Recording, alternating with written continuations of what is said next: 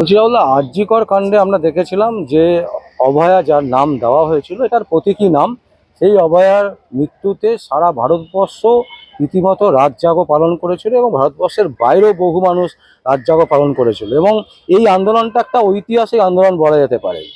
এখন এই মুহূর্তে আমরা দেখছি অভয়ার মা, তিনি বিজেপিতে যোগদান করেছেন এবং বিজেপির প্রার্থীও হয়েছেন এবং তিনি বলছেন যে সিপিএম ভুল পথে চালিত করছিল আন্দোলনটাকে। সিপিএম আমার মেয়ের কখনোই চাননি যে তিনি সঠিক বিচার পান। কি বলবেন? সব থেকে বড় কথা, অভয়াকে কেন্দ্র করে একটা নির্যাতিতাকে খুন ধর্ষণ করা হয় এবং সেই ধর্ষণ করার পরে তারপরে তার যখন পুরো ঘটনা ঘটে এবং সেটা যখন হাইলাইটেড হয় এবং তারপরে পরবর্তীকালে একটা স্বাস্থ্য বিশাল দুর্নীতির কথা উঠে আসে। প্রত্যক্ষভাবে এই মামলায় আমি নিজেও জড়িত। একটা কথা বলতে পারি যে সেই সময় যে আন্দোলনটা ঘটানো হয়েছিল সেটা অরাজনৈতিক ছিল। আজকে যেটা বলা হচ্ছে সেটা রাজনৈতিক প্রেক্ষাপটে, রাজনৈতিক ব্যানারে থেকে বা রাজনৈতিক পতাকা তলে থেকে। ওই আন্দোলন যেটা হয়েছিল সেটা অরাজনৈতিক হয়েছিল। সমগ্র মানুষ, জাতি, ধর্ম, বর্ণ, রাজনৈতিক রং নির্বিশেষে সব দৌড়েছিলেন। আমরা নিজেরাও দৌড়েছিলাম। অভয়ার মা, অভয়ার বাবার সাথে ব্যক্তিগতভাবে আমি নিজে কথা বলেছিলাম। ওনারা আমার সময় চেয়েছিলেন কথা বলার জন্য। তখন এবং এখন মামলাতে আমি অ্যাডভোকেট অন রেকর্ড হিসেবে সেই মামলাতে আমি সিবিআই তরফ থেকে আছি। কিন্তু সেই মামলাটা কোনো কারণে আমি যেহেতু মামলাতে মধ্যে আছি, বিশেষভাবে বলতে পারছি না, মামলাটা কোনো একটা জায়গায় আমাদের হাত বেঁধে দেওয়া হয়।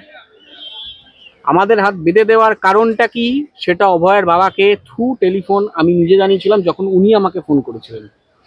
পরবর্তীতে যখন মামলা চলছে আর এই সময় as per the supreme court protocol, নির্যাতিতা যখন মৃত্যু ঘটে তখন যেমন তার নাম নেওয়া যায় না এবং তার মা বাবাকে প্রকাশ্যে আনা যায় না। আমি জানি না ওনারা কোর্টের থেকে এনওসি নিয়েছেন কিনা বা এনওসি প্রেয়ার করেছেন কিনা। সেটা হতে পারে শিয়ালদা কোর্ট, সেটা হতে পারে হাইকোর্ট, আমি জানি না। আমার কাছে জিনিসটা এখন পর্যন্ত কোনো আপডেট নেই। যদি নিয়ে থাকে that's the thing is different. যদি না নিয়ে থাকে তাহলে কোন জাদু বলে ওনার মুখ দেখানো হচ্ছে, কোন জাদু বলে উনি প্রার্থী হলেন সেটা জানার বিষয়। দুটো জিনিস জানার বিষয়। আর তিন, যেই সেন্টিমেন্ট উনি কাজে লাগাতে চাইছেন যে ওনার মেয়েকে, হ্যাঁ ওনার মেয়ের মৃত্যুটা খুব দুঃখজনক এবং সেখানে সিপিএম এর কথা যেটা বলা হচ্ছে, সেই সময় মীনাক্ষী মুখার্জি, কলতান, ধ্রুব, এরা তিনজন যদি গাড়িটা না আটকাতো, সেই সময় তারা জানতো না মেয়েটি কোন রাজনৈতিক দল, আদৌ কোনো রাজনৈতিক দল করে কিনা। তাদের কাছে এবং আমাদের কাছে খবর এসেছিল যে মেয়েটিকে এরকম ভাবে তড়িঘড়ি বার্ন করা হচ্ছে। তার মায়ের কথা একদম ঠিক, পিএম হয়ে গেছে, কিন্তু পিএম হওয়ার পর বডিটা যাতে বার্ন না হয়, বডিটাকে যাতে প্রিজার্ভ করা হয়, তার দাবিতে তারা পথ আটকে দাঁড়িয়েছিল। মীনাক্ষী মুখার্জি আজকে সোশ্যাল মিডিয়াতে, সমস্ত মিডিয়াতে আপনারা এটা দেখবেন, গোটা দেশ দেখেছে যে মীনাক্ষী মুখার্জি তার লাইফ রিস্ক নিয়ে কিভাবে একা গাড়ির সামনে দাঁড়িয়েছিল। তাকে যে কোনো সময় যে 300 গাড়ির কনভয় ছিল উড়িয়ে মেরে দিয়ে রান ওভার করে দিয়ে বেরিয়ে যেতে পারতো, সে কিন্তু তার প্রাণের পরোয়া সেই সময় করেননি। এটাই বামপন্থী, এটাই বামপন্থা। প্রাণের পরোয়া না করে, কেসের পরোয়া না করে এই মীনাক্ষী মুখার্জি, কলতানরা জেল খেটেছিল এই অভয়ের আন্দোলনের জন্য। এই ডাক্তাররা যারা আজকের দিনেও অভয়া ক্লিনিক তার মেয়ের নামে বিনা পয়সায় ক্লিনিক করছে, এই অভয়ার ডাক্তাররা যারা জুনিয়র, যারা সহপাঠী ছিলেন, আমরা যারা পুজোতে ঘুরে বেরিয়েছি সেই সময় এই ধর্মতলায় অনশন মঞ্চে তারা দিন রাত এক করে অনশন করেছে, কোনো জিনিস, কোনো জল পর্যন্ত না খেয়ে। আজকে এই অভয়ার মা বাবা দুজনেই সেটা ভুলে গেলেন। ভাবতে অবাক লাগে, মানুষের মনুষ্যত্ব হারিয়ে যাচ্ছে। ভাবতে অবাক লাগে, আমার মেয়ে যদি আজকে খুন বা ধর্ষণ হয় তাহলে তার বিচার পাবো কখন? আমি যখন এমএলএ হয়ে বিধানসভায় বসবো বা আমি যখন ভোটের টিকিটে ভোটে দাঁড়াবো একটা রাজনৈতিক দলের ছাদার তলায় গিয়ে, তখন সেটা তার মেয়ের বিচার।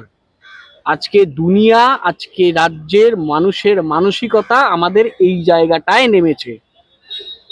একটা মেয়ের মৃত্যুর বিচার দেবে সেটা জুডিশিয়ারি সিস্টেম, নাকি তার ভোটের টিকিট বা তার জিতে এমএলএ হয়ে আইনসভায় যাওয়া। যদি উনি নির্দল হিসেবে দাঁড়াতেন তাহলে সেই জায়গায় আমার বা আমাদের কোনো ক্ষোভের জায়গা ছিল না। উনি দাঁড়িয়েছেন একটা রাজনৈতিক দলের হয়ে, যে রাজনৈতিক দল কেন্দ্রের ক্ষমতাসীন দল, যে রাজনৈতিক দলের অমিত শাহ, নরেন্দ্র মোদী একাধিকবার এই অভয়ার ইস্যুতে সোচ্চার হওয়ার পরেও যখন কলকাতায় এসছে অভয়ার বাবা মার সাথে তারা দেখা করেননি, এড়িয়ে গেছেন। অথচ সেই রাজনৈতিক দলের আনুগত্য নিলেন, আনুগত্য হলেন, অনুগত সৈনিক হিসেবে কাজ করবেন বলেছেন, আবার ভোটেও দাঁড়িয়েছেন।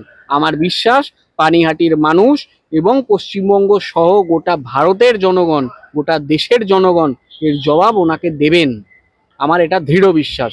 আর কে কোন রাজনৈতিক দল কি ভুল চালনা করেছে ইতিহাসে সব লেখা আছে। প্রথম অভয়ার হয়ে বিনা পয়সায় কেস লড়েন বিকাশ রঞ্জন ভট্টাচার্য। আমি আবার বলছি, এই মামলায় ওতপ্রোতভাবে আমি জড়িত, আমি ব্যাপারটা খুব ভালো মতো জানি।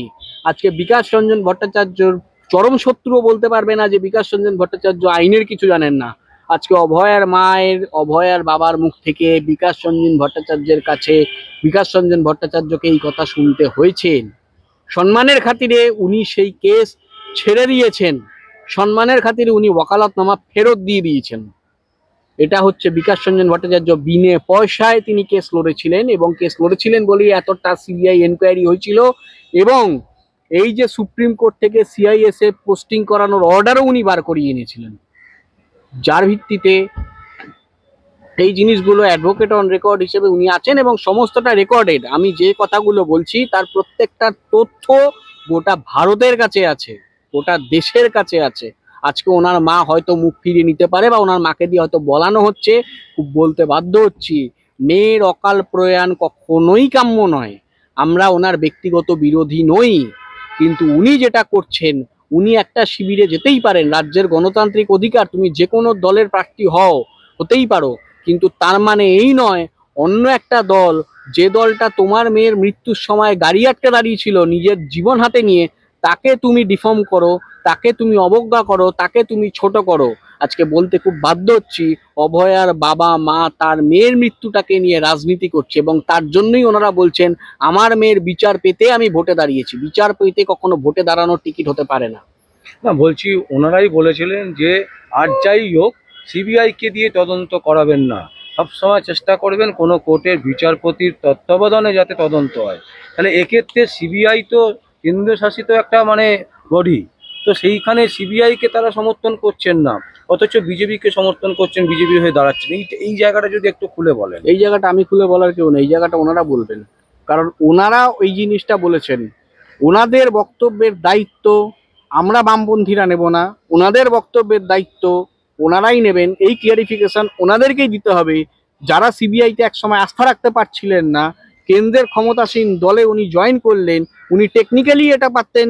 আমি বললাম একটা জায়গায় আমাদের হাত বেঁধে দেওয়া হয়েছে, কারণটা আমি বলেছিলাম ওভার দ্য ফোন তার বাবাকে। সেই জায়গায় দাঁড়িয়ে উনি চাইলেই পারতেন এটা করতে, বা করাতে কোনো নেতৃত্বস্থানীয় যে নেতা ওনার বাড়িতে ছুটে গেছিল, যে নেতা ওনার বাড়িতে দুদিন আগে ছুটে গেছে, সেই নেতাকে দিয়ে চাইলেই করাতে পারতেন। আমি সেই সময় সে তার বাবার নামটা আমি নিতে চাইছি না, তার বাবাকে আমি ওভার দ্য ফোন নির্যাতিত তার বাবাকে আমি বলেছিলাম। উনি ফোন করেছিলেন, আমার ফোনে কল হিস্ট্রি তার আছে, অসুবিধে নেই। উনি ফোন করেছিলেন প্রত্যেক দিন রাতে তার সমস্ত আপডেট জানার জন্য। আমি বলেও ছিলাম সিম্প্যাথিক্যাল গ্রাউন্ডে আমি তার সাথে দেখা করতে চেয়েছিলাম না, উনি চেয়েছিলেন, সেটাতে আমি সাড়া দিয়েছিলাম। আমি ব্যক্তিগতভাবে তার সাথে দেখাও করেছিলাম, উনি এসেছিলেন, আমি যাইনি। সেখানে বামপন্থীদের বদনাম করা, আমি বলবো এটা থেকে বিরত থাকা ভালো।